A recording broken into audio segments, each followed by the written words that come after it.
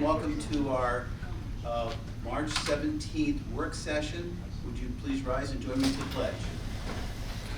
I pledge allegiance to the flag of the United States of America and to the republic for which it stands, one nation, under God, indivisible, with liberty and justice for all. Happy St. Patrick's Day to everyone, and thank you for joining us. Tiffany, I assume we have roll call? Yes, we do. Okay. Being a work session, I'll immediately turn it over to Dr. Barbary. Thank you. We are excited this evening. We're going to start with a quick little update from Dr. Matthew Cook, the District Superintendent of OC and BOCES, and we're pleased to have him here as we typically do on an annual basis to review where we stand with our OC and BOCES services that this district takes advantage of, and certainly appreciate the partnership that we have with OC and BOCES, and we'll turn it over to Dr. Cook. Thank you very much, Dr. Barbary. I appreciate the opportunity to be here and to speak with you tonight a little bit about our services. Also, not sure if you've sort of seen the quantity of superintendent turnover in the region. So I'm just also appreciative that you haven't called me to do a superintendent. I'm in the middle of 4 with your 5th one coming. There's always tomorrow. Yes. No. So yeah, we're very happy to be here. I have a couple of our board members in attendance as well. Our president, Bob Crabtree, and our vice president, Joan Reeves, who I believe is familiar to all of you. So we're thrilled to have them here as well. So what I wanted to do is just be able to talk a little bit about the relationship with BOCES in Baldwinsville and highlight a few things on the snapshot handout that I just passed around. This is a document that we use when we have a service visit with all of the component districts within the OC and BOCES region. Just to give you just a little bit of the broad brush on BOCES before we get into the specifics about our relationship with Beeville. There are 37 BOCES in New York State. Those BOCES are broken up into what we call joint management teams. So we share a joint management team with 3 other BOCES, city BOCES to the north, Oswego, Hugon and Dogga BOCES, and TSD BOCES to the south around the Ithaca area. So that group of BOCES all collaborates pretty regularly on a variety of different things, and try to make sure that we're offering as much service as we can to the region. That's also the catchment area for a part of our BOCES called the CINIRIC, Central New York Regional Information Center. We'll get to that a little bit later, but CINIRIC is responsible for most of the technology services within the region, and we provide the infrastructure and the backbone for the network that keeps all the schools up and running to be able to provide technology services. So trying to sort of paint that broad brush picture of how BOCES work and we collaborate. As the district superintendent for BOCES, I'm the commissioner's representative within the region, so I have a little bit of a weird employment situation. I'm the superintendent of the BOCES, but I'm also employed by the New York State Education Department, and so I have that dual role in this job. So it's in that capacity that I do a variety of different things like board workshops and superintendent searches and those kinds of things. So interesting breakdown of how that works. When you look at the cover of the snapshot, just wanted to highlight a few financial pieces, right? So your share of the administrative budget is about $230,000 for BOCES, and that's what you'll vote on in April. The rest of the programs that we talk about, we like to say you vote with your feet. You are involved with the things that make sense for Beeville, and you're not involved with the things that don't make sense for Beeville. So we want to make sure that everybody understands how that works. It's also sort of interesting that you more than make up for the administrative portion of the budget by being in our cooperative purchasing piece. Right? So you make over $288,000 back by buying hamburger buns, basketballs, everything in between, right? So when the power of cooperative purchasing provides a fair amount back. About 8% of your budget is around the BOCES contract. That indicates, generally speaking, smart budgeting, right? So when you provides, when you purchase services through BOCES, there's a benefit that comes back to you, and that benefit is state aid. And so you've received $4.6 million in state aid this year back from BOCES purchases. So we try to be as cost effective in our services as we can, but we also understand that when you purchase services, part of the whole purpose of the collaborative is to be able to generate some state aid for the districts that we serve. Within our region, we serve 23 different component districts in our BOCES, and Beeville being one of the largest. So I just wanted to make sure that you have a sense of that as well. So turning the page, on the left, you see everything that's highlighted in dark blue, and the instructional support services are services that Baldwinsville purchases and accesses. So again, not going to talk about all of the services, and if in the question and answer session you wanted to play Stump the Superintendent, I'm sure you could get me on some of these things, but I'll highlight a few. One of the things that we are pretty proud of and appreciative of, and Renee certainly contributes to, our BCIC groups and our principals groups. We provide a lot of collaborative help in terms of both professional development and connections with other districts. So we have, there's a lot of very active folks from Baldwinsville who participate in those groups. So the instructional council, principals groups, special ed director groups, all are able to get together, pool resources, pool ideas, brainstorm problem solving throughout the region. And Baldwinsville has been great in terms of participating in those things. Also wanted to highlight Baldwinsville hosted our Lego League competition here a little while ago, and hosted our project-based learning conference last year, and coming up again this year. So again, it's a very strong partnership between the district and BOCES, and we appreciate all that Baldwinsville does for the region. So the instructional support services side of the house, we really think about that as that's the professional development wing.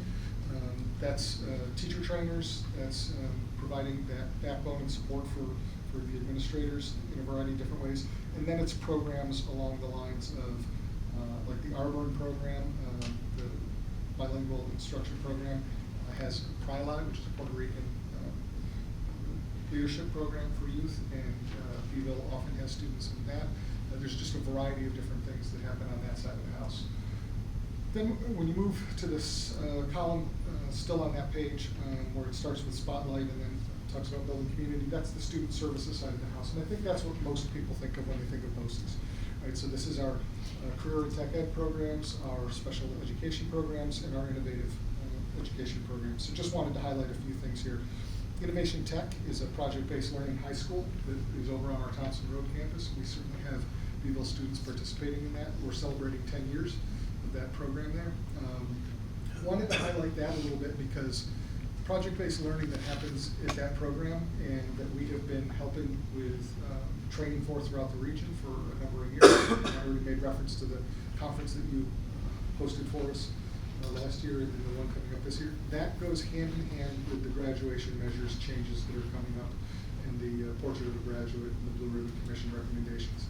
Really some shifting and thinking about how instruction happens and opportunities for kids. So that program, I think, is going to wind up being one that teachers who are sometimes struggling to figure out, well, how do I make this work, right? There's some really good models of how it already happens, and we know that there are Baldwinsville teachers who are already trained in that method and model. Just wanted to point out a couple of cool programs that have started up recently. We have a firefighting and an EMT program that we've started up recently. Right now that's out in Madison County. We hope to bring one into Onondaga County. But the pilot, we wanted to pilot with a county that was open and receptive to the program. And they've been a fantastic partner. In fact, it's a little bit unique in New York State because we're also partnering with MO BOCES, Madison Oneida BOCES, on that program. So it's sort of a joint venture at this point, trying to make sure that we fill that need. And then just career and tech, I think the best thing I can say about career and tech is there are pendulums in education, right? Where several years ago, I think most people will remember, there was a real push to have everybody go to college. Probably the pendulum swung too hard that way. And I think there might even be a bit of an overcorrection going on right now in it comes to the trades, and I don't say that lightly, and I'm not saying that we shouldn't be thinking about that. But I found myself in a conversation a while ago, and I said this sentence to a parent: college isn't so bad. So sometimes the pendulum swings in different ways, right? And I think that our role, along with you, is to try to help students and their families find the best fit for them. And so the more opportunities, the more different ways that we can do that, the better off we are. Throughout the OCM-BOCES region, there's about 52,000 kids, and that's been a declining enrollment for the last several years, but the last couple of years, that's stabilized. So we're starting to see the declining enrollment stop, and I think that as Micron comes into play and some of the building happens, we're actually going to start to see some expansion. But during the time that we had declining enrollment, we saw an increase in our CTE program of about 28%. So that's pretty significant, right? So while we were having fewer kids, we were having many more kids go into the trades in this program. So I just wanted to highlight that for you. The top of the next page is business and management services. So that's a wide variety of different things. I've already alluded to some of that having to do with cooperative purchasing, but there's a number of different things that you buy into, and so you see what Baldwinsville purchases versus some of the other districts. And so you'll see things like you're not doing our Affordable Care Act tracking and reporting, which means that you're handling that internally. It's not that you're not doing that, right? You also don't have central business office services, which is not at all surprising for a district this size, right? That would be a little odd if Baldwinsville needed to buy into that. Those services are more along the lines of, we don't really have a need for a full-time payroll person or a need for a full-time treasurer. Can we share that with another district, right? That's many of our smaller districts utilize those services. But what you can see is you're maximizing a variety of different things throughout the rest of that. I'll just highlight section 3. Your superintendent sits on the board of section 3, and it was helpful for us in making the transition to have section 3 come under BOCES. The advantage to that is that now your section 3 dues generate, right? So that's helpful, and because of that, we were able to build out that program a little bit more and add a little bit more staffing to it and services to the region on that. So hopefully you're feeling the positive effects of that. And then you purchase all of our personnel services. The thing that is, two things I'll just highlight there. Our employee assistance program does a really nice job of reaching out to staff, being able to be there for folks who might need a little more assistance in a variety of different ways. And our labor relations team helps with contract negotiations, and anytime Joe or Tiffany or anybody has to pick up the phone and sort of say, hey, I've got this going on, I want to bounce this off to somebody, you've already paid for those legal services. So that ends up being a cost savings to you. Our student spotlight, I just wanted to be able to highlight this student because obviously she wound up being the person that we wanted to highlight in our book, Navia. But I had the opportunity to meet her and spend some time with her. We needed to put together some students to be able to meet with the Syracuse City folks to talk about the student experience of being in CTE programs as they were developing the STEAM school. And she volunteered, and we spent the morning together, and her insight was fantastic. She represented Beeville extraordinarily well, and you'd be very proud. She's an innovation tech student and a CTE student, so she really had a breadth of experience to be able to offer to the folks at the STEAM school as they were trying to figure out how to do some things around the Micron grant connected to that program. So really appreciated being able to spend some time with her. And then on the back, I made reference to the CityRIC, right, the Regional Information Center. Across the state, there are, like I said, there are 37 BOCES. There are 12 RICs that service different parts of the state. And the CityRIC is part of OCM-BOCES and services our whole JMT, so the other, our BOCES and the other 3 BOCES that I mentioned earlier. It's a big job.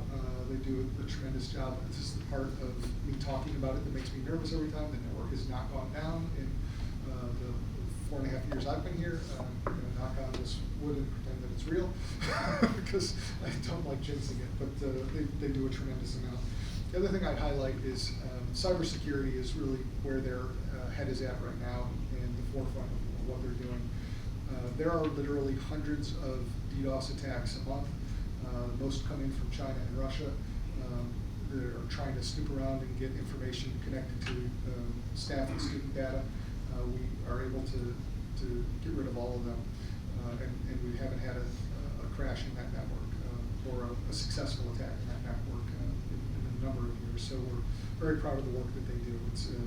It's nonstop, and the technology just continues to advance. So we had a phishing attack at BOCES a little while ago that was moderately successful in that one of our staff members did click on the link, and our folks at the city did this analysis that was incredible about how that worked and what happened. And within a 30-minute window, the AI system that monitors the network shut it down, contacted the right person.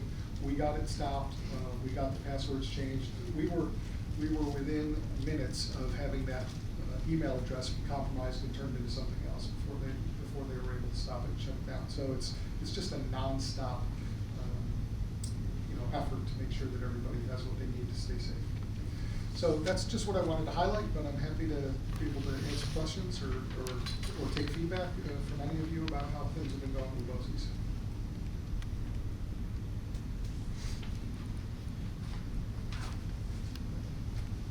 I think it's kind of the no news is good news thing, because we're very happy with our partnership, and we thank you for the programs and everything. Just continue to keep the health consortium prices down, please. We are doing our best on that. And I can tell you that is a nonstop piece that we're always looking at. But the volume helps drive the prices down, right? So having more people in the consortium does help in that. And the hike is significant for a district like Vivo, but it's also less than it would be if you were not in a consortium by a fair amount. So I appreciate that feedback. The one concern I've seen in the health insurance, of course, is the Medicare eligible people who continue to pay full price on everything. Sure. And I don't know if you guys thought of trying to do anything there, because in some cases it seems to me it may not be financially beneficial to those people to be paying the co-pay on our behalf, because I know there's zero pay Medicare, Medigap policies out there. Sure. And they still have their Social Security deduct for Part B. So it just seems, I assume that probably subsidizes the rest of the program. But Yeah, it there's just an seems extent- like a little bit of an inequity. Yeah, there's an extent to which that's real, but I also think that what you're talking about right now is an intersection of how BOCES works with your district, right? Because some of that is contract negotiations, and so our labor relations team helps think that through, and some of that has to do with how the consortium navigates the prices and always tries to find new and creative products. So, Tiffany, I don't know if you're involved with that consortium. So I know that you're involved with business officials, and they're all connected to that, but there's a tremendous amount of work that goes into trying to find different programs and different possibilities for offerings in terms of health insurance packages. Yes, and we're constantly, as a consortium and as a district, working with Low State Cable, our advisors with the health insurance, is looking at different avenues and also considering different avenues of negotiations. We also sometimes have those folks come out and do presentations for our unions to give more information regarding Medicare plans and things like that. Thank you. Just one quick question. Do you see the addition to any programs with the possibility of the government fund coming in for the students to participate in the future? Yeah, so that's part of what we've been going back and forth a little bit with the STEAM school about, and then our own programs. So STEAM school will be offering some programs that are connected to that. We didn't want to start up things that would be directly competitive with that for obvious reasons, since just component districts combined with the STEAM school. So we've been working to navigate that a little bit. We do have a CTE program at Lockheed Martin that is engineering based, that certainly speaks to those skills, and I'm not sure how many Baldwinsville students are involved in that right now, but we certainly have had Baldwinsville students involved in that program. And then in Cortland, where we haven't had a program like that before, we have just started one up, and that's connected to TC3, and we have access to the nanoscale program in Cornell with that program. So we're always trying to look at program development that's connected to jobs in the area. I have said this to the folks from Micron before, I will continue to say it until we have it there. I would love an embedded CTE program at Micron. They have to break ground first. But we'll continue to push on that, and I would love to have a program right at the campus. And I can also speak to the fact, I'm on the Student Services Committee, and so to Dr. Cook's point, it is an ongoing conversation, so they're actually looking at some programs. Usually takes about a 2-year process from start to finish, and so, you know, we're navigating some potential for 26, 27 for a new program, not necessarily related to that, if all the superintendents in districts agree. So it's never ending as far as thinking about new opportunities for students. And to speak about the program that was started and highlighted earlier, the Fire EMS, we do, even though it's in Madison County at Chittenango area, we do have students that are participating in that program. Yeah, so we're always trying to react to the need, right? So when we hear about a need, economic need, job market need within the area, then we do an analysis. As Joe said, it's usually a multi-year process to make sure that we're providing a program that not only fits an economic need, but also is going to give the kids coming out of the living wage. Anything else? All right, well, Joe said at the beginning that I had a little time to present, so I'm respectful of that.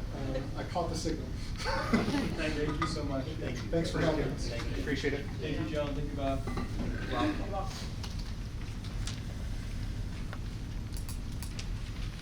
So we will now transition to our teams in departmental updates. So we'll have all of our leaders come up in the front. Or they can't hear me. We going? We have plenty of seats here. And we're actually going to start first with the human resources update. Dave's going to talk a little bit about over the last 2 years, some of the things that we put into play so that when we go through the hiring process, folks are getting the communication that they need, as well as our systems and structures, our processes are high quality so that we know that we're consistent with every individual who applies for positions in the district.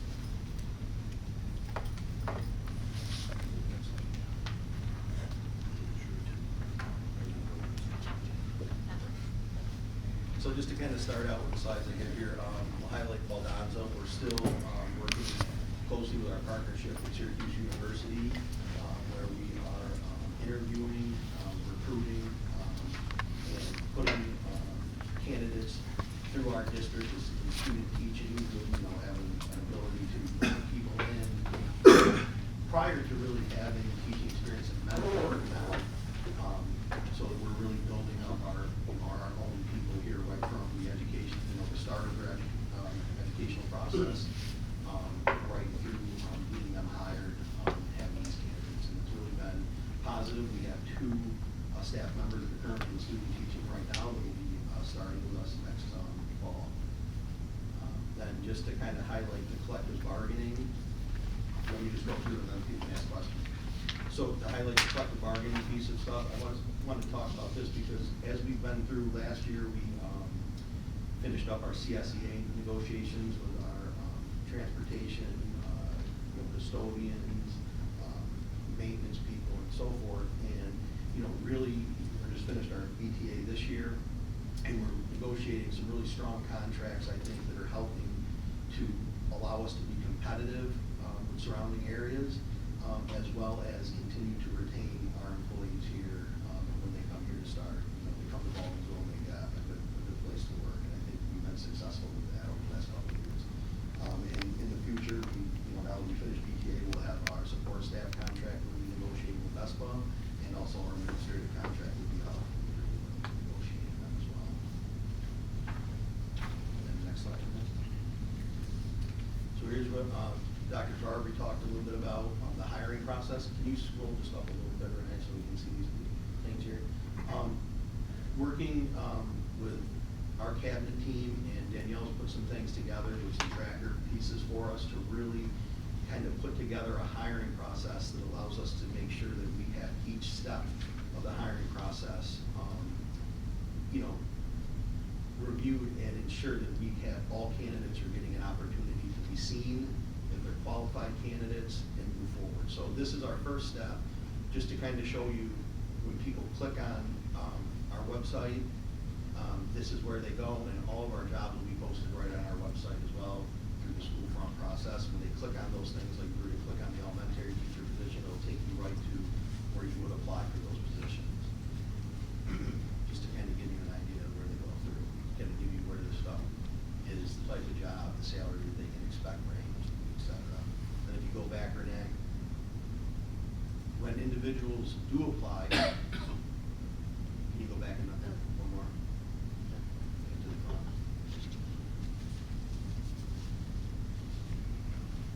When individuals do apply, every individual through our school front process is, who do the response to applicants, receives an email response letting them know that we're in receipt of their application and that, you know, we're moving forward with the process.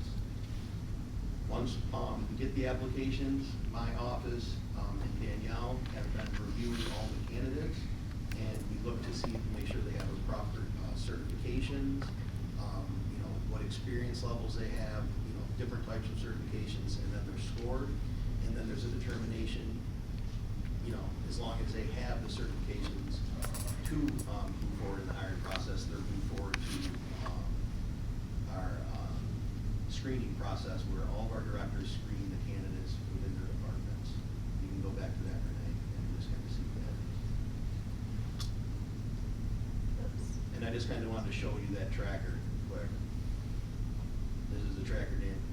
I don't know why that's not, you gotta sign into it. Okay. See if you can sign in while she's doing that. 'Cause I can pull it up here too, I think.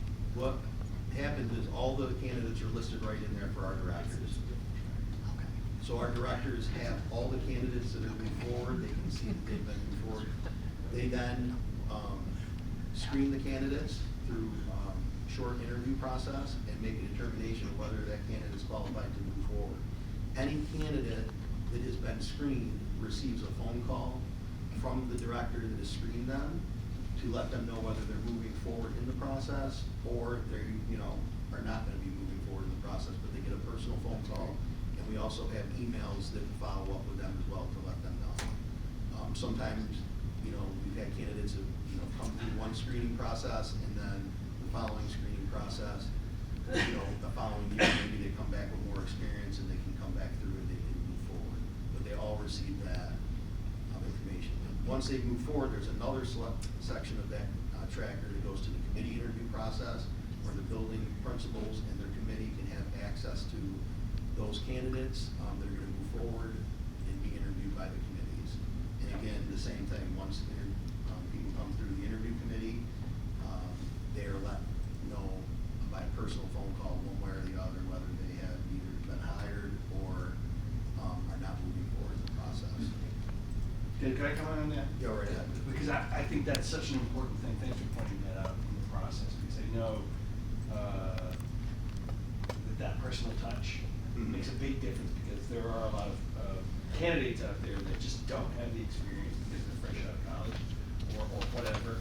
And it doesn't mean that the next time we go back around and are looking, that they might not be more experienced or more appropriate for the position. And if you leave them with a good feeling about the experience that they had in Baldwinsville, so that can really pay off. And so I appreciate the fact that you guys are taking that extra step, because I know a lot of places kind of don't do that. Yeah, and I wanted to just kind of touch base on that a little bit as well, because we just finished going through the interviews for the different director positions and the elementary principal position. And as we went through those candidates and screened them, I personally reached out to all the candidates that are not moving forward to allow them an opportunity for feedback and just, you know, give them that personal touch and let them know. I have multiple candidates thank me for reaching out and telling me that they've never gotten a call back from other districts. In fact, I had one candidate from another district. He did a nice job. You know, he just didn't have the experience to move forward for the principal position, but we did talk about possible assistant principal opportunities and stuff.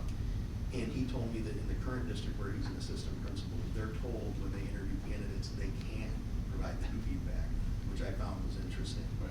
So he was, thanked me and was very grateful to get the feedback, and we had like a, probably a 15-minute conversation where I was able to provide him some insight into the process we went over. And then, if you can go back quick, so that's our. Renee, do you want to go ahead. show, at the bottom of this, go to the bottom of the page, you're gonna have to, take the Zoom piece, not the, that, where the different sheets are, the Google Sheets. Yes. Because you have that. You have to move that, there you go. Okay, so what do you wanna see? What I'd like for them to see is the other pieces, like the criteria, so if you select that. So everyone, when they go through this process, they're scored based on the criteria that we have established. So when they're looking at the resumes, the application, Danielle and Dave are going through and they're ranking the individuals based on those scores. That helps the directors then identify a pool for screening, which it keeps adding to that overall evaluation of each candidate based on the criteria that we have here. So you can scroll down further, you'll see that they're being evaluated on all of the teaching standards, so the classroom environment, the planning and preparation, instruction, all of the things that align to our evaluation process in the New York State teaching standards. So that's just to give you an idea of the rubric that every candidate is being assessed on. And then if you go to another tab, Renee, the next one over, you'll see this just lets us know this is an example. It's not filled out. It's for showing you here. But we list every position that's open that has been internally posted, externally posted. Whether we have any internal applicants, it's a way for us to monitor and keep track of who's in the mix. And then if we go to the next tab, let's go back up. That was the original tracker there. And then the next tab is going to say candidate 1. This is the actual, here's an example of a response somebody gave, but you can see that the committee, as they're working through this process, they're evaluating the response based on the criteria and the rubric, but we also have the ability to select the question. So you'll see if Renee selects that first one, there's a variety of questions that can be utilized, and this one was one that was identified, but it helps all of our teaching teams, our principal teams, so that there's some consistency in the questions, so we know that they're all being asked of every candidate, and they're aligning to the New York State teaching standards. And you'll see that each question is, again, focused on those criteria and those domains that are a part of the process. Yeah, just to kind of piggyback on that very quickly, I'm the listserv for the human resources, superintendents across the area. It just recently came out that there was questions asking for people, if people had training or things that you can ensure that there's an appropriate hiring process and questioning process with committees are getting together as they're doing it legally. Because we do this, we have such a good system in place that we ensure every candidate's being asked the same question. They're scored. We have it, really documented. We can go back and look at why a certain candidate, got to a certain point or not based on, maybe it was experience level, et cetera. And, as well as the feedback for those candidates, we have it right here to provide for them. Yeah, I second what Tom said. This is marvelous. This is a people business all the way, and the better we treat people, the better off we are. So I'm just amazed. This is great. And the only question I kind of have is, is there any time frame that an applicant would hear? So you say, boom, I got your application. Do they normally hear in 2 weeks additional update, or? Yeah, that's a tough question, but what I can tell you is we're getting better at this, and I will say this year, I think we're doing a great job with this. Last year was our first year using it. I think there were some bumps in the road and people kind of learned the process. One of the things in talking with some of the different departments is that when we know we have screened candidates, but we're unsure about the position because we might have an internal transfer and we're waiting to see what happens. I know that the directors in these departments have been talking with those candidates and letting them know, like, listen, if you don't hear from us, don't worry, and if you have a question, you can reach out if you're worried about it, but you will hear from us, and they're letting them know where things stand and why we stand there. So they've been doing a great job of communicating with the candidates, because we are screening the candidates, but sometimes there's some nuances to when those positions are available. A lot of things fall there. Yeah. So I will give them the credit, they're doing a great job of communicating. And then we're gonna have Renee point out the one last piece to this process. You'll see some of the responses that they will get. As Dave mentioned, they get a personalized phone call either way, but then we have emails. This is wrong one. There should be another one. Go back. There should be, unless there's an issue. There's a response, notification to all those candidates when you select on It says that. follow up the last one. It's the follow-up. So if they Might both be linked. don't make it past with the review, there's the email that they get. If they're moving forward, you'll see this helps all of, so everything's right there as far as the process and what their next steps would be, walking them through as they advance. And I will say that, you know, I don't want to belabor this, but the communication is vital, because sometimes we have candidates that we, you know, offer positions to, they think about it, they've been in the district for 15 years, and then they come back and say they don't want it. And so having that personal touch and communicating, we have to reach out to other candidates that maybe were, you know, viable candidates, they're still going to come, you know, back, and they don't feel like they've been, you know, offended by not talking to them. So I think it is very important. Any questions for Dave regarding hiring or any other HR related questions? David, I assume you removed the highlighting when you send the email? Yeah, yeah. These are just examples so people see what they want in case we fill things out and do changes to the specific thing, yeah. Got it. And then I got some stuff on school safety, if we can go through that piece. They do exit, We'll see. or you do exit interviews? We have been over the last few years doing exit interviews. Sometimes I do them, I know that Joe's done some, it depends on the situation, but we have been offering those just to get a sense of why people are leaving. I mean, when people are retiring or things like that, or they've got their career, you know, they're just, you know, moving in that direction, but if people are leaving to go to other districts, things like that, we do have conversations with them. Sometimes the reasons vary, closer to home and things like that. We really haven't had a lot of candidates leave because they're necessarily unhappy. A lot of times when candidates leave is because there's different opportunities that are closer to maybe where they live.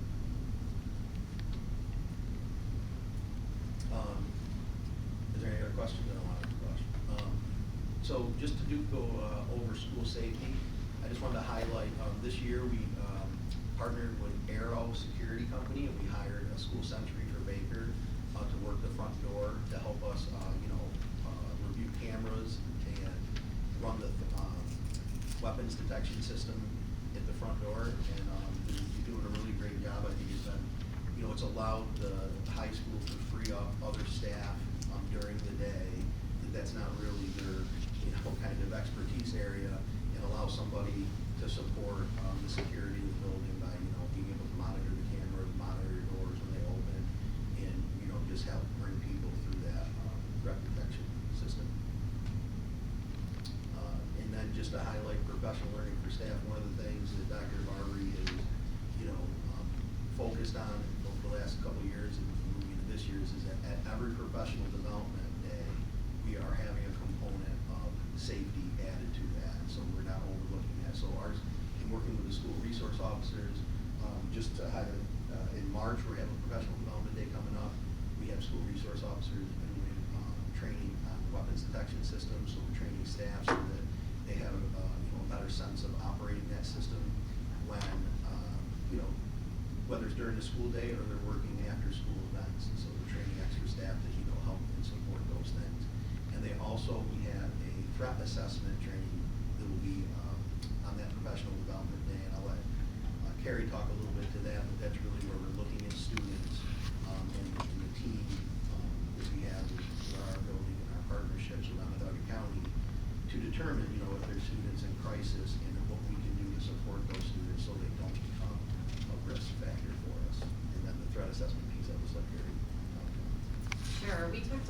about this last year. Obviously, school safety is a topic that's always at the forefront, and we've had extensive efforts centered around collaborating with community agencies and law enforcement to secure our buildings physically.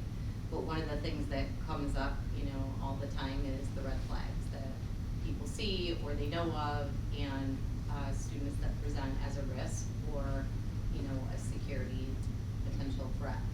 And what are we doing to be preventative and proactive and not always just reactive? So last year we engaged in training in a county, and I think I told you at this update last year that the county wasn't ready for level 2, but in district we felt like we didn't want to wait, so we did pilot some threat assessment, and I am happy to report that the county is up and running with level 2. We sort of have a tier, like a 3-tier system here where I'll sit on all level 2s, and then if it rises to the level of a county referral, we'll be part of that process and working with community agencies. And obviously for confidential reasons, I won't speak to specifics, but it has been really, I think, beneficial to the community, those level 2 threat assessments that we've engaged in. And I'm confident that we are providing assistance to those students and community members the Baldwinsville can be part of assessing that threat and putting some remediating factors in place to be more preventative. So we are doing that, and then as Dave had mentioned, this PDC Day, we'll be doing some additional threat assessment for staff in general to take the mystery out of what it is, because the threat assessments that we've engaged in have really been at the administrative and school support level, where significant risks have come to our attention and we're engaged in this process. And it's important, I think, for all of the staff to know what that looks like, what we're doing, and although we can't share specifics on those cases, we can share the threat assessment system with them so that they know that work is important, and they can start bringing some of those things forward and know that we're moving forward and we're looking at those things. So we'll be doing a general overview for all staff on the PDC Day coming up. That's it. Yeah, I think now we transition. Sorry, I just have a question. It seems like the last little incident we had, potential area for improvement was after school with, coaches that may not be a member of the faculty or an advisor or something that might be a volunteer. And I know you probably can't share specifics for security reasons, but I'm just curious about whether you've done some, targeted work with that group. Yeah, I was gonna say exactly perfect timing because we're transitioning over to Chris Oh. for athletics, Oh. and All right. to that point, he has met with all of the coaches. Why don't you talk a little bit about the preseason meeting and Yep. expectations? I don't want to cut that right, so good. All right, there we go. So to the point that they were bringing up with after the incident happened, obviously it's something that we want to make sure we take very serious. And I meet with my coaches each season, winter and spring, and obviously the fall. But we go over all the ins and outs of that threat detection, of where students have to be, going over if it's a lockout, lockdown. I go over all of those documents with them. I share them electronically for them so that they have, it's kind of a toolkit. But talking about scenarios, and not just on campus here, but when you're on a bus, if something were to happen, if you're at another venue, where are the exits in the gym or at a baseball field?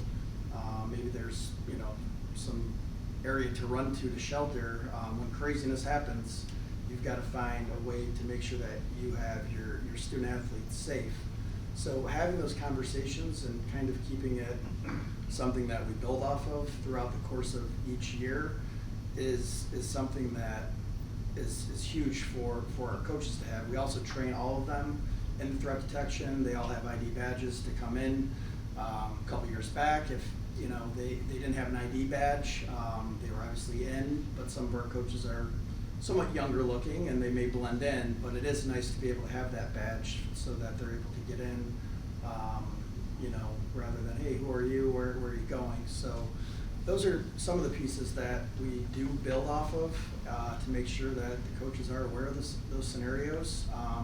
I also do encourage all the coaches to go over these scenarios with their student athletes throughout the course of the season and just have some type of conversation similar to what we do as administrators when issues may happen, but just to be prepared for the what-if factor.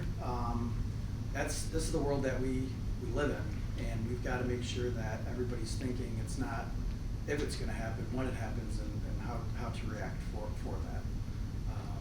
So I think too, the takeaway from this most recent incident was the added factor where making sure that the coaches, every time they go to a off-site location, they're going to Cicerone or Syracuse for a conference, the first thing they do when they're with their athletes is to review, okay, what are we going to do if there's an emergency situation, where are we going to go, because you're in a different setting. So those are the expectations that maybe were, you know, floating out there, but prior to this, but it's been emphasized that the expectation is moving forward.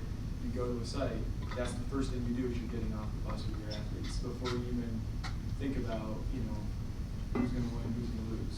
Joe, just out of curiosity, how do they get that information? Is that something that, like, when they come to our other schools, come to us? Yeah. You're responsible for communicating that to them, and how would you know? Not to the other school. Right. You know, coming in, obviously, for what I explained to our coaches, is just locating where the bathrooms are, where the exits are, if you're in a gymnasium, Oh, okay. and then kind of getting the lay of a field, you know, at a visiting, you know, place, just to have a plan. Right. But just to start to brainstorm that. Now, when other schools do come in, I can speak on behalf of what we do here. I hope, you know, other school districts are doing the same thing, Right. kind of looking at that. Obviously, when they're coming in, it's, you know, we have the threat detection so that, you know, they're going through that, they're seeing that. We also have the indoor facilities coordinator and the stadium coordinators that are meeting these teams as they're coming That's what into our facility, and they're reviewing anything that would be pertinent to them. So while other schools may not be doing that, that's the expectation here, that we're having those conversations. So if JD comes here, we're at least letting them know, okay, if there's a safety situation, here's what we would recommend. Their coaches are still ultimately responsible for their athletes, but I mean, that's just good practice. I think the more and more that the conversation continues here, we're going to see that funnel through with other schools in Section 3. Yeah, absolutely.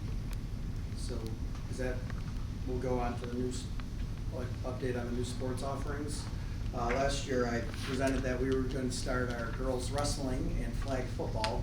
So growth is growth, but I do want to give you two examples of that. And last year we had, in our first year, we had a total of 9 female wrestlers that came out. This year we had 14, so there is a little bit of growth. I will say, after school, with this Pee Wee and booster wrestling that we have, I mean, there are a lot of kids that are all over the place, and you're seeing these young girls running all over in the singlets. I believe we're going to have a nice little pipeline that does come up, but also, you know, we have a storied history with our boys wrestling team. This year we had our first girl, Ariana Leo, qualify for the state championship.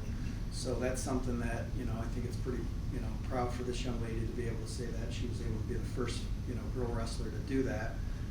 So I do feel like that sport will continue to grow. I do know that it is growing in the section.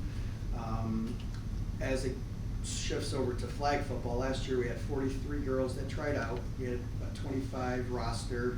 So unfortunately, we had 18, you know, young ladies that did not make the team. So we knew that there was a group there, and put some money aside to have a coach, you know, supplies, and the numbers really did show that early on that we would be able to support this team. So we have 60 girls that are currently trying out right now, and we're going to have 2 teams. So hopefully we won't have to make cuts, but this flag football is on fire. It is growing, and you can see that with just the 2 years. So we'll see where that does go. It's nice to have these other kids. There's 18 girls last year that weren't able to participate, and now we'll be able to provide those opportunities for these young ladies this season. In terms of athletic recognition, we do a lot of great things on the field of play, but our state does give us an opportunity to have a Scholar Athlete Team Recognition Program, and it's just for varsity, and it's 75% of the team average must be 90% or higher. In the fall, we had 12 out of 13 varsity teams that did qualify, and we just ran the numbers for the winter season, and we had 10 out of 11 qualify. So it is nice to be able to know that we can do it on the field of play, but we're also doing it in the classroom, and that's what we want: student first and athlete second. So that's something I did want to note. The team mental health first aid. This is our second year, but our first year with our health teachers being able to provide this instruction through grades 9 through 12 when they have health, and it's offered 6 sessions twice a year. First session was October to December, and our second session is currently right now until I believe April. But it's a great program for our students to be able to start to problem solve with adults, with staff, with their peers about mental health. I mean, obviously we know that that's a huge piece of our puzzle that we work with in our school, but to give them these 6 lessons in small groups and to help problem solve with them and to give them the necessary tools to, if something is off, say something, go to somebody to talk about it. And the feedback from the students, they enjoy being there, they understand the issue that we're dealing with, but having our teachers, our adults be there to help assist just gives them that extra layer of protection, so that they're in a good spot. So that is the second year, but first year with our health teachers that are doing it, and who are obviously going to continue that moving forward. And that is it from my end.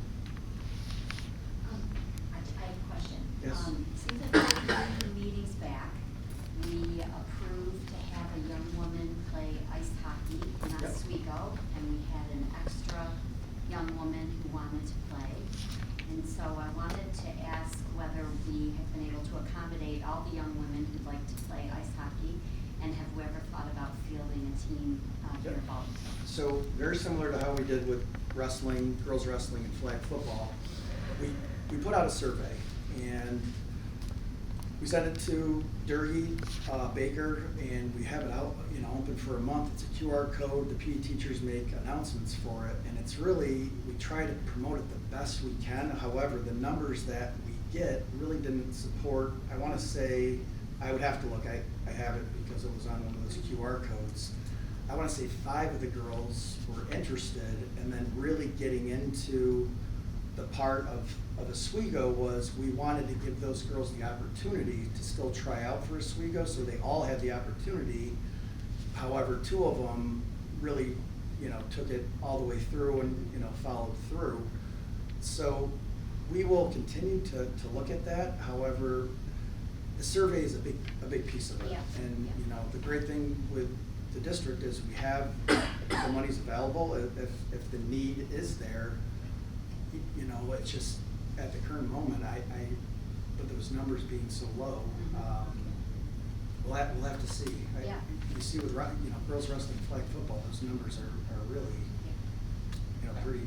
I was actually I approached by. understand, thanks. Yeah.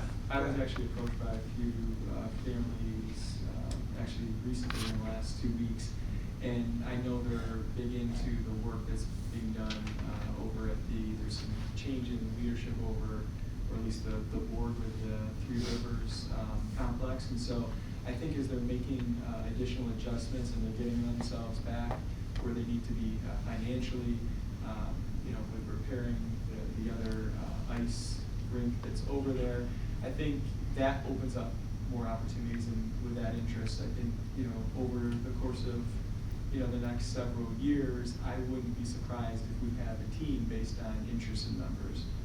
But to Chris's point, though, we have to make sure we have And maybe it's us having a combination with another team here, because it's more convenient for our students instead of us having to combine with Oswego. But a lot of it has to do with space, availability, and the interest. Any other questions for Chris? So we can transition, I believe, to Tiffany for the food service update. Yes, okay. So as you know, our food service program is a standalone program. It has its own separate budget outside of the general fund operating budget. We are going into our second year with a community eligibility program offering free meals for all students. In comparison to last January, the district's revenue in that program is up 43%. Our average daily participation, when we compare this past February to the prior February, is up 6%. Last year was up significantly more, as it was the first year of the program, starting last January of '24. The district is continuing to offer the Farm to School program in partnership with Onondaga County and the Syracuse City Schools.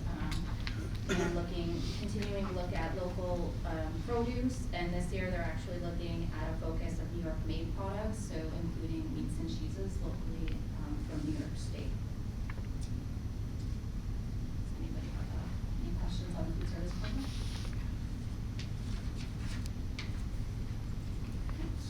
So going into facilities, this calendar year, we have to undergo testing again for lead and water.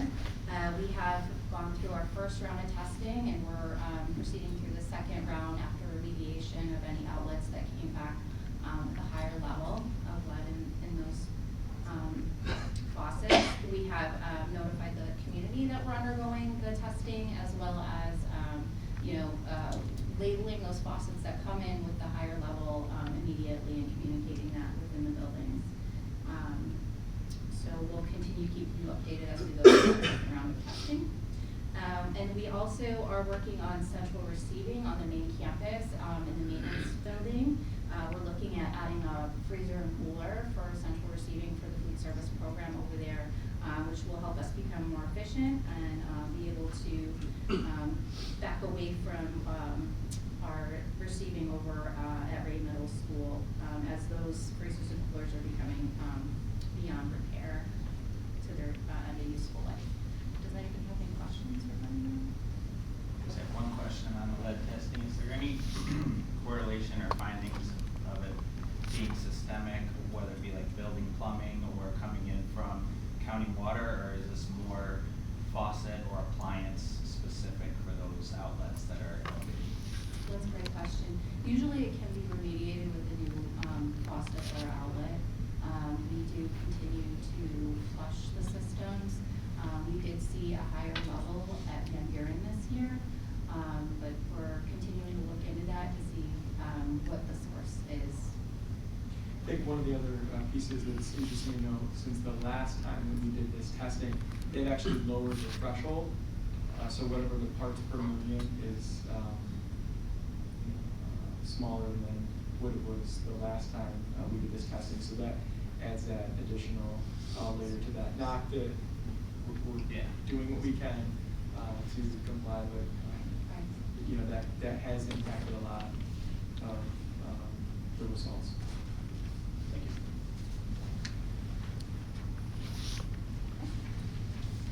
Moving on to our capital improvement projects. As you know, we're currently working at Durkee on the $32.8 million project.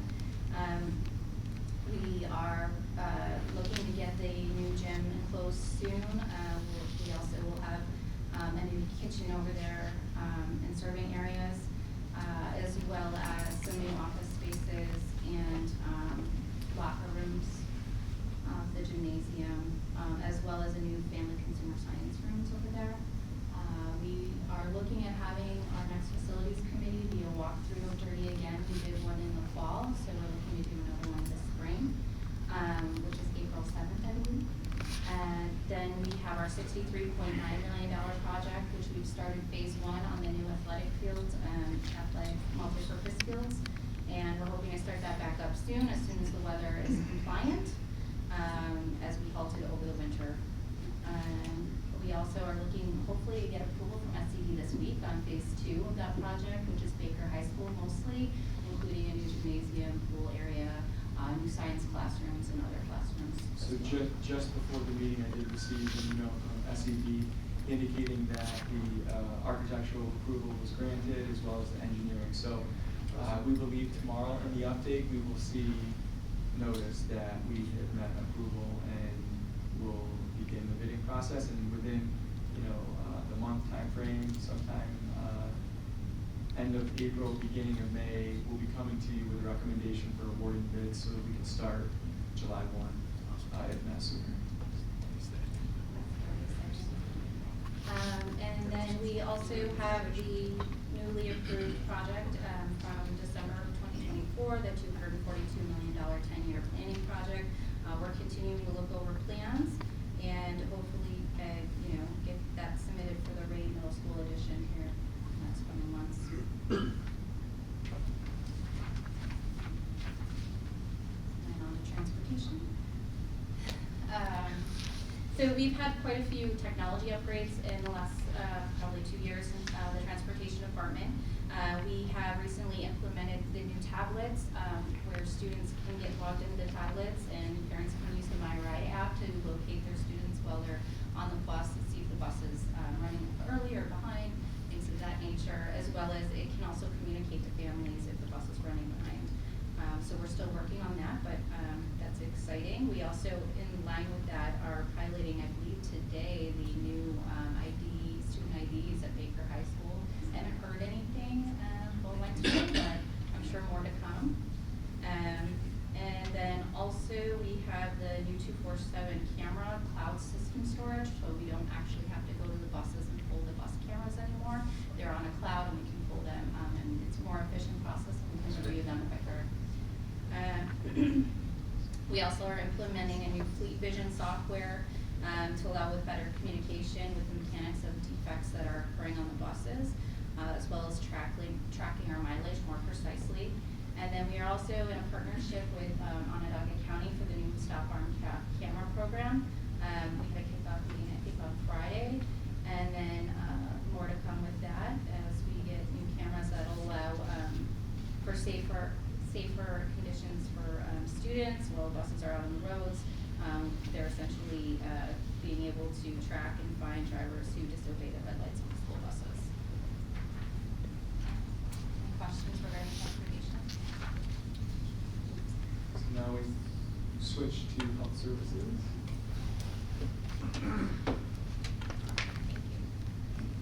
Talk a little bit about health services.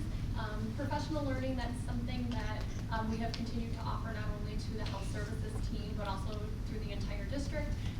As Dave shared, we have an upcoming professional conference day at the end of March, and we continue to collaborate with community partners, and we're again offering interested staff CPR and AED training.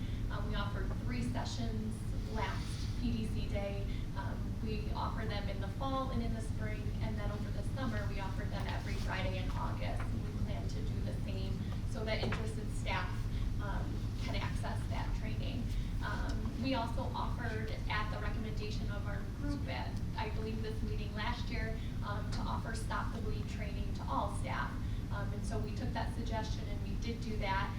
That was offered by AMR on our last PDC day in November. We had 25 interested staff members who signed up and received the training. We also offered it over the summer as well. Our medical emergency response team members got trained, and it was really cool this summer. Our repeat members got to do a little bit different of a training where they had live scenarios that they were given and had to be resourceful with what they could find in the classroom that we did the training. And it was, they loved it. The instructor loved it, the staff loved it, and it really got them excited and kind of using their knowledge that they had before versus the initial training that new staff member that had never had it before got in the initial Stop the Bleed training. So we continually offered that. On this upcoming PDC day, I have collaborated and coordinated with the Brain Injury Association. They're doing a community outreach or concussion outreach prevention education.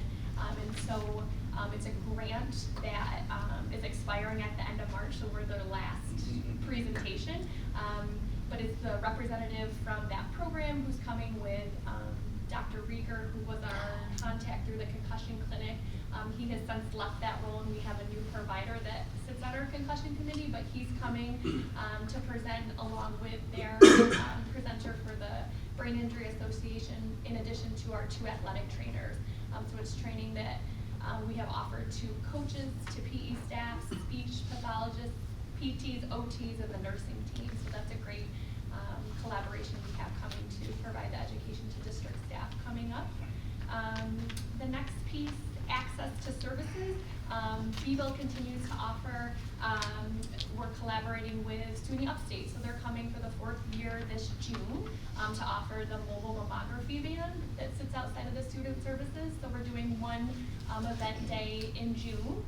Again, this year, we've also continued to collaborate with Wegmans to offer flu and COVID vaccines to interested staff.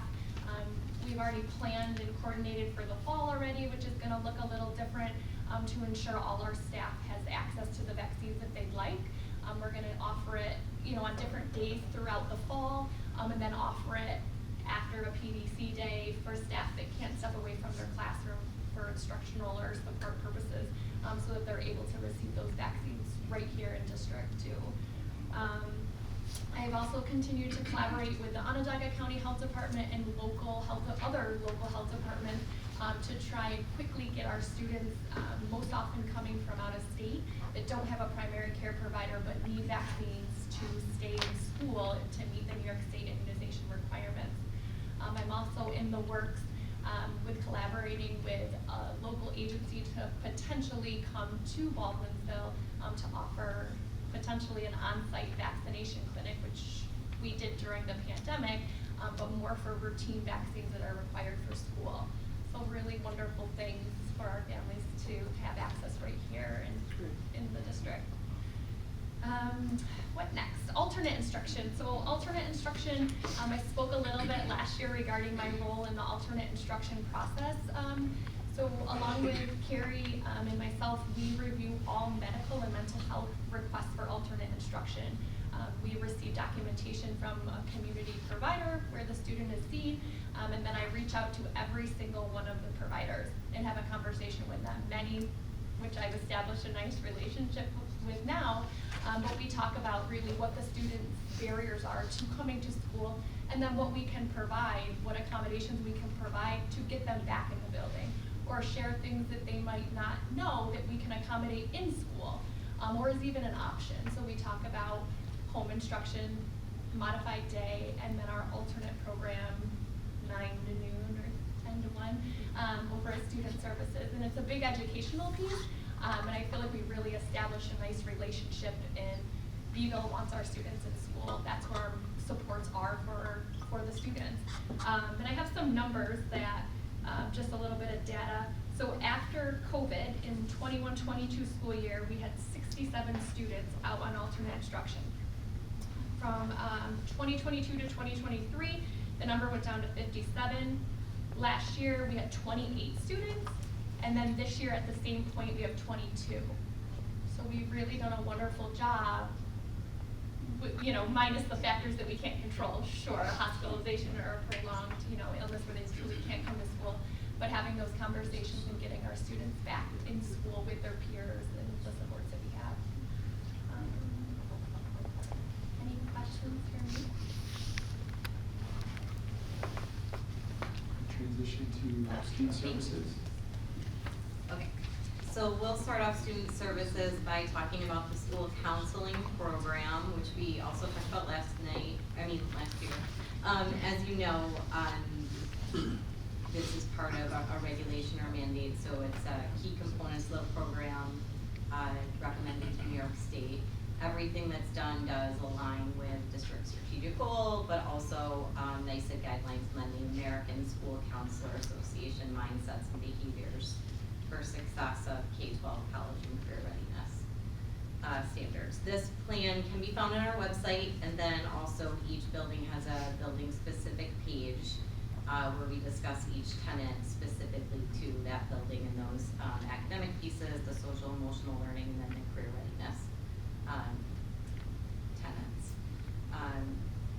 the things when the regulations first came out, the biggest gap that we had, as you know, was career and college readiness in K-5. And with sport board and leadership, we were able to get school counselors in all elementary buildings, and that's no longer a gap. Another piece that was a little bit tricky when the regulations first came out was that social emotional data piece. So when we first started talking about this, we didn't have data. We had just started using the BIMIS to have some data with social emotional pieces, but we didn't have longitudinal data, so it was hard to know exactly what was effective and what wasn't. We were just kind of getting our bearings with it. Last year, I did present to you that overall we had just kind of expanded SEL to the secondary level, and we were seeing a decline in students who are at risk for self-awareness and then self-management. And we did see with using that data and some of the programming we were putting in place, like Positivity Project, Mental Wellness Committee for students at the secondary level, we did see a decrease from 31% of students at risk in those areas to 23%. And then this year we saw another 1 or 2 percentage decline. So we are seeing a steady, sustainable decline in that with targeted intervention, which we now have the data to do that.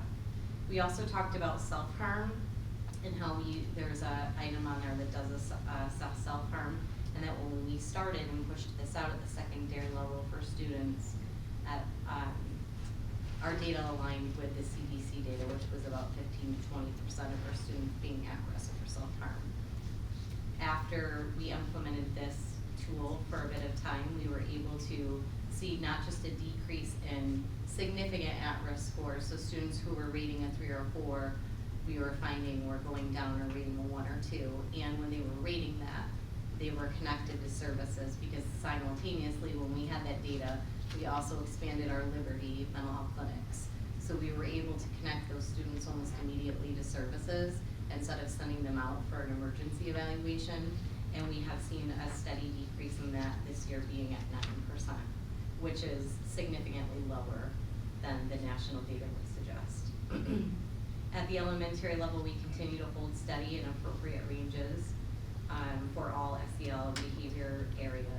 And this year, the advisory committee or program has identified to just look at each building and look at their strengths and try to be consistent across the board. One last thing before I turn it over to Jenna to talk about a couple specific things that align with student services related to the school counseling plan. We did a youth development survey that was voluntary last year for students in grades 7 through 12 related to drugs and alcohol. And it's pages worth of data, which Danielle and I have been meeting on, and she is going to create a data bite for you to summarize it all. It is a lot. I did want to highlight a couple of things that were interesting in that data, because again, it's just another piece that aligns. Interestingly, we were pretty significantly below the national average for most questions. Our 7th graders are a group who were a little bit more at risk, so we're definitely going to be targeting that group of students. We're not sure if they understood all of the questions. That could be a piece, but again, concerning. Use of energy drinks, and also over-the-counter and then prescription drugs among various grade levels was above the national average in this area, which is just really interesting. And then just as a whole, our 7th graders, 9th graders, and 12th graders kind of had, again, in comparison to the national averages, we were below, but there were within that, you know, any of the students that rated at risk are areas of concern, I think, for us. So we're still going to target those areas where we saw sort of spikes. 12th graders were definitely experimenting more with alcohol. So that's definitely something we want to look into. And then Jenna's going to talk a little bit, before we talk about students labeled with disabilities, she's going to talk about district wellness and trauma wellness and grief. Okay, so we continue to prioritize wellness across the district through ongoing discussions in our district wellness committee and district mental wellness committee, as well as through various initiatives in Baldwinsville. I know Chris already talked about Team Mental Health First Aid running through health classes. We are also thrilled to announce we now have 5 new trainers for youth mental health first aid. At the beginning of March, 2 national trainers from the National Council for Mental Wellbeing provided training for 5 of our support staff in the second edition of Youth Mental Health First Aid. This program is designed for any adult working with youth ages 12 to 18, including teachers, parents, coaches, and more. Similar to Teen Mental Health First Aid, this program equips adults with essential tools to support youth with mental health challenges. Our plan is to offer these training sessions in May during Mental Health Awareness Month, and then also opportunity this summer and then upcoming school years. Additionally, we continue to provide Therapeutic Crisis Intervention in Schools, or TCIS, training to all staff. We currently now have 118 staff totally trained, and actually have 30 being trained this week. Staff feedback on this training has been overwhelmingly positive, with many describing it as one of the most informative and meaningful PDs they've ever attended. They highlighted its ability to establish a consistent structure, shared language, and unified response among staff, ultimately enhancing overall culture and climate for everybody. Another exciting new initiative we're attempting to launch is Sources of Strength. Many of you may have already seen it in action at recent conferences, and we view this as a powerful next step in amplifying student voices in a meaningful way. While we're still in the early stages, we're developing an action plan and aiming to complete training for both advisors and students for next year and be full implementation for fall 2026. Finally, we are always looking for ways to collaborate with our community in meaningful ways. Our second Be Well Paint-a-thon will be on May 3rd, so that's kind of like the Halloween paint-a-thon, paint-a-thon in the village. So now we do the Be Well, or the Positive Paint-a-thon. So it's very similar. We partner with Lysander Park. We also hope to host our second free haircut night in partnership with our back to school supply drive.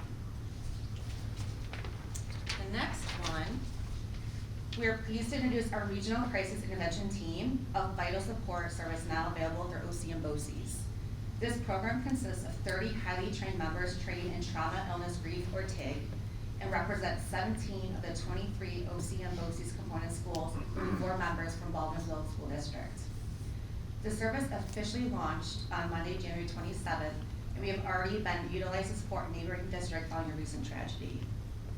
Witnessing the compassion and collaboration in action is truly heartwarming and reinforce our commitment to standing together as a community. We recognize the immense toll a crisis can take on a school community, particularly on the support staff and teachers on the front lines. Through this team, we now have additional resources and experts to help shoulder this burden and proactively address challenges such as compassion fatigue. Next slide, please. Okay, so on to our students labeled with having disabilities. We continue to align everything we do to the blueprint for improved results. I won't speak too much about this because we've heard it before, but we continue to focus on those 7 core principles that are recommended, including self-advocacy, MTSS, research-based instruction, especially designed instruction, high-quality inclusion, work-based learning, and family engagement. A couple of updates just based on the October snapshot and enrollment. We currently have 809 school-age students who are identified, and this corresponds to a 15% classification rate, which is within the guidelines of what's recommended. The national average is 15.2, the state average is 18%. We have close to 89% of our students who are included in the regular education setting, 80% or more of the school day. And this is compared to the national average, which is 67%, and the state average, which is 63%. We currently have 111 students who are preschool age and identified.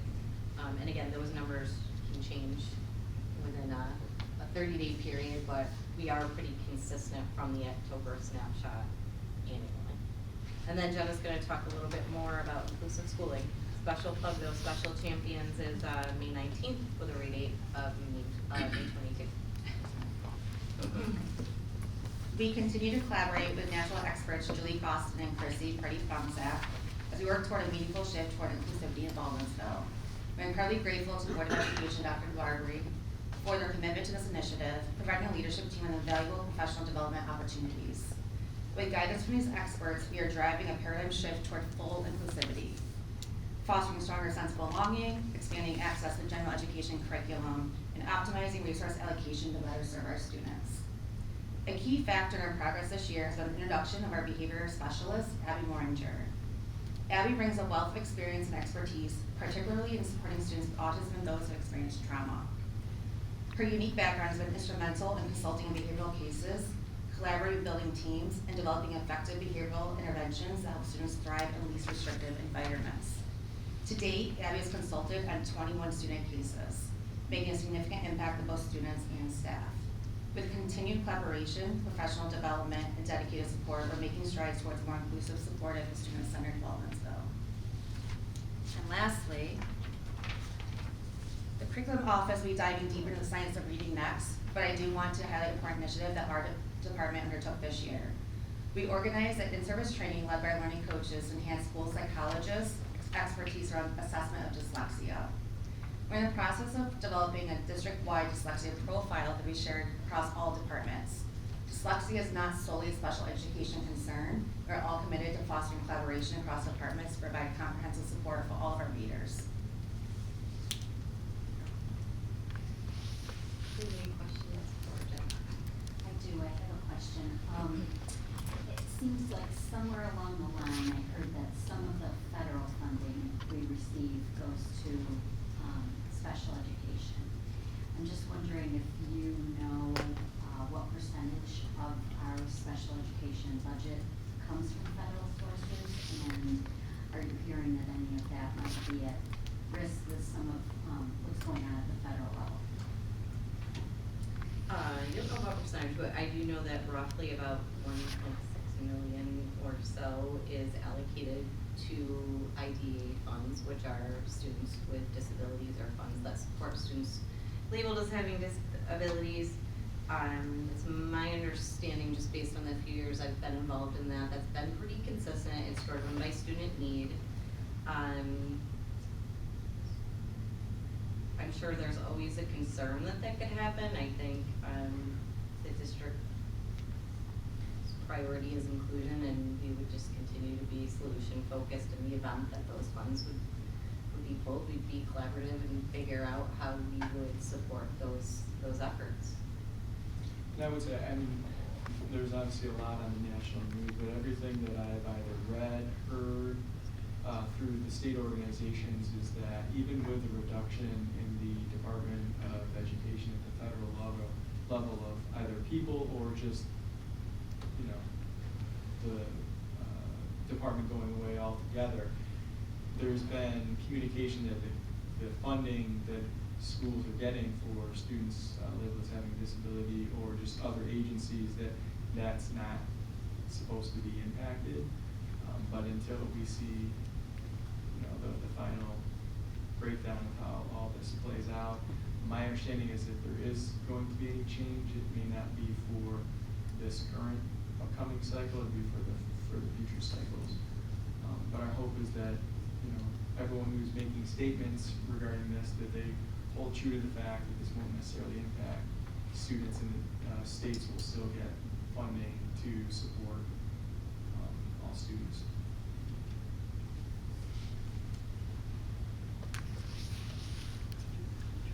So we're going to shift to elementary. So we're going to begin with the science of reading. At this upcoming superintendent conference day, which is March 31st, and you're all welcome to be there. We are bringing in a national author and speaker. Dr. Julia Lindsay is our keynote, and we've also been partnering with SU, with Kate Franz out of SU, who started with us this past summer and has been working with our administrative team and working with us all year. So our administrative team has a better solid foundation on the science of reading. She also came to the last superintendent conference day to work with teachers. She's coming again on this superintendent conference day and really bringing in the writing component this time too. As far as our instructional practices at K3, pretty solid with our using the science of reading, the resources and practices of the foundational pieces of reading. 4 through 6, work to be done. The state level isn't even focusing on 4 through 6, and I called twice to speak to people in Albany, and they keep saying, well, we're working on that. That does seem to be the whole, and anything from 4th grade on up as far as a more solid piece of information.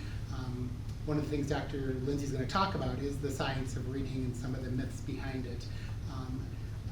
and what that looks like. But she's also gonna work on her workshops focusing specifically on teaching older students. And really the power for the punch with the older students' vocabulary, working on vocabulary, which is what Kate Franz talked about last time when she was here. So we continue that work all the time. Project-based learning, as you know, the launch was this year, and excitingly, just got the figures today, approximately 30 teachers went through the training from PK through 6 on that, and have already started, if not already done with their, I won't say unit, but their PBL experience. Got to sit in a couple of those already, and it's exciting to see what they're doing, and already teachers saying, hey, next time I think I want to do this. And even partnering with the bank that we have that we partnered with. PBL Word. Sydney. And that they're going to now come in and do some work with some of the teachers doing PBL, give the students that real life experience through that. So it's been very exciting to see that take off. The math program implementation, so this year was the first year at pre-K through 5, we transitioned to the Eureka math program, and Desmos at 6th grade. Desmos has been going well. Of course, they're changing which is a good thing, they're changing what the student will see as far as a consumable. It will now match very precisely the online component. Desmos is much more online, which is fitting that middle school learner better. So they'll have some PD on that this summer. Eureka, the teachers have worked really hard on. It's very similar in a sense to what the modules were, because they're the company that helped develop the modules for New York State, but it's 2.0, it's better. We partnered with their people to come in, just do some informal observations in the classroom. So our instructional coach for math, Emily Castor, and this person went through, teachers volunteered, it wasn't evaluative in the sense any administrator was going in, but they were looking for feedback. So his feedback was very positive, what he saw. He also gave some, try this next time, or this piece of Eureka, because there's so much that's offered in it. So the first year experience has been good, and we're also now going to be purchasing, it was just too much to do all at once. But now we're also purchasing for each classroom all the manipulative kits to support the work of Eureka. So we'll get that in September.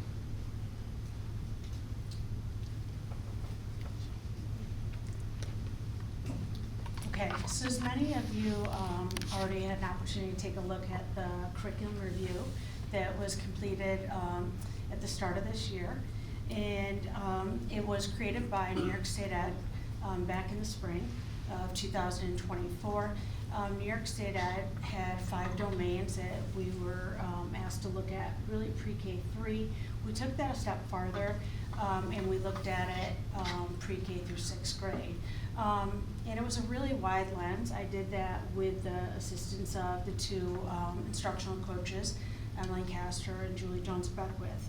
And we were very happy that, we came out in our foundational programs pre-K 3. We have research-based programs that align with the science of reading. So we're in a very good place. And as Tony said, to kind of piggyback off that, 4-6, we're in a great place, but there is some work that needs to be done, and we're still waiting on a little bit of guidance as to where we're headed. With that, it was kind of a great way to lead into the work with the report cards. I had the opportunity to work with the curriculum and to work with the teachers to look at what priority standards were identified in shifting towards trimesters. And that's exciting for the teachers. That's something that they've been looking forward to. And they identified the priority standards. This summer, we will be looking at our units, looking at the assessments that we have to align to those priority standards, looking if they need some work, they need tweaking, and and really trying to define where we are going to assess students now that we're working on trimesters. So, and with that, I think the best part is we're not going to wait on looking at the report card. We're going to try and continue the work and make it a work in progress, so we're modifying and adjusting as we move forward. And I think our long-term goal is really looking at the vertical alignment and really trying to integrate our content standards into our ELA units, and that'll also buy us more instructional time with our students, in addition to really aligning the project-based learning within the classrooms.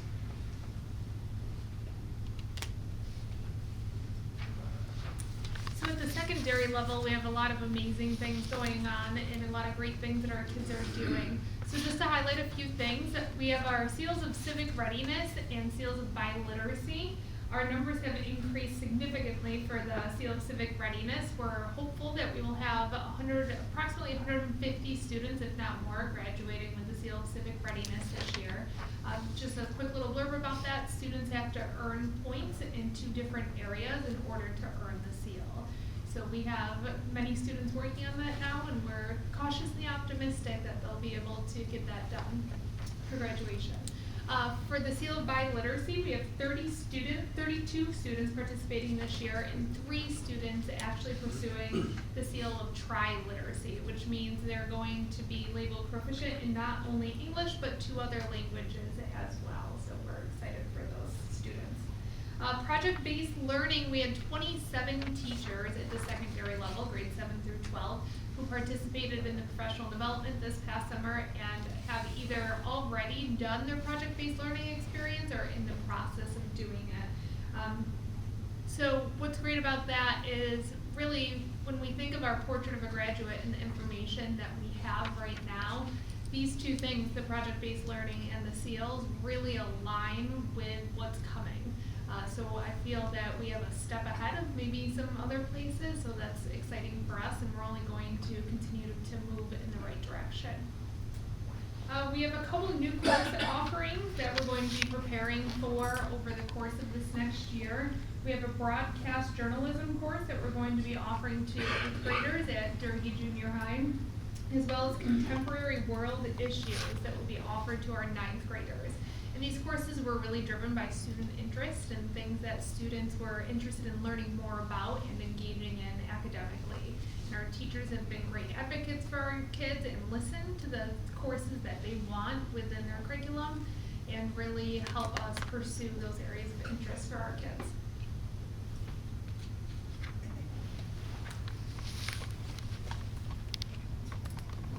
Okay. In the world of accountability, as you know, we have our interactive district report card posted online, which gets updated quarterly.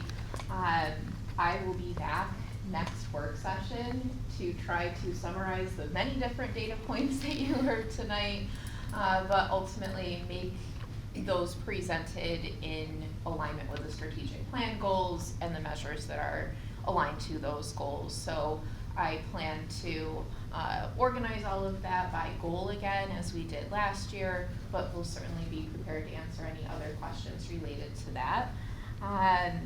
The other update that I wanted to give goes along with some of our district's data, but it also flows into my next point about grant opportunities. As you're aware, our state's ESSA accountability requirements were released recently, and Eldon Elementary has been found to be a school that's in need of targeted support and improvement, with the reason of that being that for 2 consecutive years, our Black subgroup of students has performed in the lowest 10% of the state. So because we have fallen into that category for 2 years, Eldon will be writing a plan for school improvement, but along with that comes some additional funding in order to improve student achievement, improve educator quality. So we will certainly share updates at the next work session, but over the course of the next 2 years. It's a 2-year designation, depending on what the data looks like. Joelle Fiorini has done a wonderful job pulling a team together to start that work. One thing that is a little bit different this year, because our district also becomes identified based on Eldon being identified, we're titled a target district, but in the past we would have to write a district level plan in addition to the school level plan. And because that's the only subgroup out of over 50 that we're scored in, the district is able to use the school's level plan as our district level plan. So that is one change different from what we've seen in the past in a positive way in terms of some of that work. So the school improvement grant funding, we actually just got approval before I left my office today. And then we will have additional funding that comes with it over the summer. So that's in addition to the grant opportunities that we pursue with IDEA. So I'm supporting our student services department with the IDEA grant writing, as well as supporting our curriculum instruction and assessment office with our title funds, as well as our universal pre-K grant funding. So all in all, that's about $5 million worth of grant funding right there. But we also have the New York State RECOVS grant that supports our student services office. So I've been working really closely with Jenna when it comes to the management of those funds and creating new opportunities for our kids through that. And we await communication from Empire State Development and Micron for a sizable grant that we did submit a letter of intent back in January. We just want to hear back that we are invited to formally apply. That's all that we're looking for at this point. So we'll continue to hopefully hear good news in that regard, but we'll look for any other opportunities in the grant world that are applicable to our district and where we have a need for those funds. And then lastly, capital improvements have been a huge piece of new learning for me this school year. Obviously, being a very process-oriented person, it's been helpful to see truly what is involved in capital improvement planning, whether it's planning truly just what the timeline looks like, planning what the financial responsibilities look like.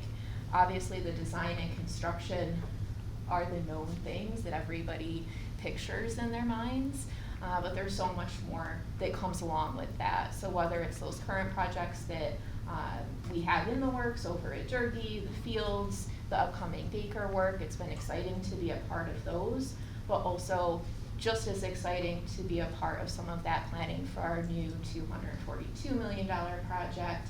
And I know that the board saw a sneak peek at some of the enrollment and projection data that we're using as we continue to plan ahead over what's going to happen over the next 8 to 10 years with that project. So I've been very involved in that and look forward to continuing some of that work as well.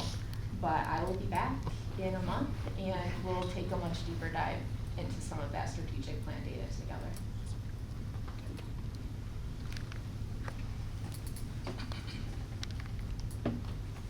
Hi, everybody. First of all, I just want to say thanks. This might be the last time I get to speak formally in front of everybody before I retire. So I just want to say it's been a great 18 years. I've always felt supported by the board and the leadership of the district. The kids and teachers here are amazing. You should be very proud of yourselves for the district. I hear that everywhere I go. The people find out where I work, like, oh, that's a great district. So I wanted to start with that. So thank you again. The business part of this, just a few things I wanted to highlight that we worked on this year. Always looking to improve security because we're always, like Dr. Cook says, under threats. So we upgraded our CrowdStrike security managing system to an MDR. So we had it before where it would monitor and then it would just say, hey, here's an email saying you got a problem in this endpoint. Go fix it. Well, now we have a monitor, detect, and remediate system in place. So if something happens at 1 o'clock in the morning, my network administrator is not getting a phone call, that they have to take action, the system takes action for them. We'll isolate the endpoint that's having the problem, and then we can deal with it in a timely manner. So that's been a really good improvement. Like I was saying, a lot of my time this past year has been thinking about how to make sure that I have the right people in the right places. So thank you for that. Eric's going to be a great addition to the department and take us into the future. So, also brought on 2 new land technicians this year, really top quality people that are working out. And I took one of my land techs who's amazing, and he's now the network administrator. He's doing a great job. He's had his hands full. We took on a lot of big projects this year to make sure that he had all the pieces in place before I moved on that he needs to support the district. Another big project was conversion to a ClassLink. That's our account provisioning system. We were using a system called Tools Forever before. We weren't real happy with it. It's more built for business, not for school. ClassLink is designed for school districts. And one of the little things it does that is a bonus is it lets the little kids use a little QR code to log into their Chromebook. Because teachers were complaining on how long it took a kindergartner or a first grader to type those letters, that they really weren't sure what those letters meant. So that's been a really boon for instruction and saving time for teachers like that. It also ensures that if we have employees or students that are coming and leaving the district, that they're given the appropriate permissions and accounts are turned on or shut off at the right time. We leveraged our E-rate funding to upgrade our wireless infrastructure, and as you know, we live and die by our wireless infrastructure nowadays. Everything is wireless, everything needs to get out to the cloud. So we get a 50% discount rate by using E-rate, and we were able to upgrade our controllers that control the whole system, and to purchase this trip, we purchased 150 new access points that we'll be putting in. Next year we'll do the same thing, or you'll do the same thing. And then, there you go. Eric, I don't know if you want to add anything to that, or? Sure, I just want to highlight just continuity. I was talking about that initially when I was getting hired. And just like you said, you know, making sure that we have access to all of our technologies and connecting to it, everyone's talked about today. So going back to Baldwinsville, having access to student teachers to getting into technology so they have access to ClassLink. ClassLink doesn't just provision and get things up and running, but it's also a launch pad or a portal to get all of our instructional technology available, Desmos being one of those things in the portal. We collaborate with our coaches and our teachers and our library media specialists to make sure that Launchpad is very personalized so that every grade level can see exactly what they need, so that it is just a click of a button or the QR code gets them in. They don't get confused on what they see, so that a kindergarten or a first grade student is not seeing what a Baker student's seeing. So the Launchpad and ClassLink is very customizable. Connecting to what Christina was talking about with seals, you know, we're making sure that we're supporting all buildings to make sure they have access to really what they need to present their presentation. So we just got a new Clear Touch board up to Baker in time for the seal of civic and biliteracy presentations. So just really highlighting the necessity of connecting with K-12, pre-K-12, all over the place, making sure that technology is up and running for the board meetings, for transportation, making sure our IDs are accessible to get on the buses, you know, just like we were talking about with the new badges coming into place with all the connections there. But really just being in that mindset for support, right? Anything that we need to get done here, we're gonna really be solution focused and really get to it. All things travel through technology. Now, our final, I think we moved to fine arts. I don't know if Renee. Yeah. Yeah, about 25 more minutes.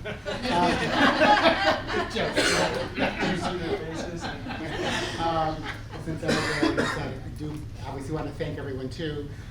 It's been almost 32 years, so it's been a great run, and you're in good hands. The future looks bright. I'm a little bitter that we didn't hire a fine arts director until I left, but hey, it's okay. You were doing such a great job. Yeah. But so this Superintendent's Day, again, we're bringing the music people together. They've been working really diligently on the music curriculum along with city BOCES because they really have an expertise with it. So that's going to continue. And as you know, welcome Chris Denton to this position. Him and I have been interviewing candidates for some of the music positions, so it's been great working with him on that. So that's fine. Are there any questions on the board that have not ever been asked? I have to say, in 14 years of listening to these, wow, I'm sure a lot of people are gonna say the same thing, but, the detailed passion is really impressive. Thank you. Thank you, all of you. Yeah.